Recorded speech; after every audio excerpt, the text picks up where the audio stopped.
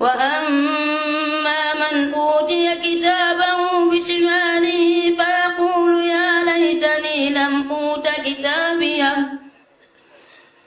ولم أدر ما حسابيه يا ليتها كانت القاضية ما أغنى عني ماليه هلك عني سلطانيه خذوه فغلوه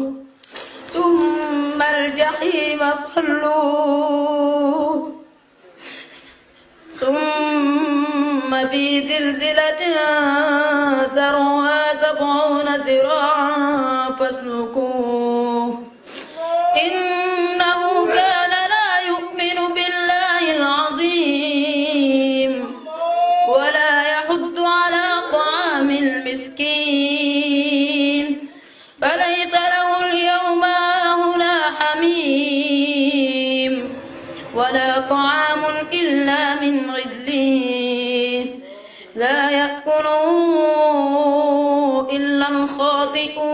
الخاطئون فلا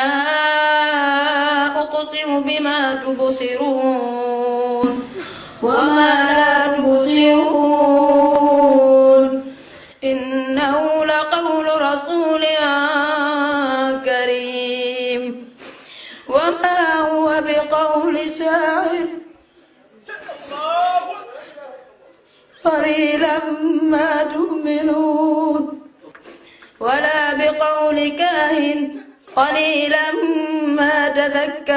تذكرون تنزيل من رب العالمين.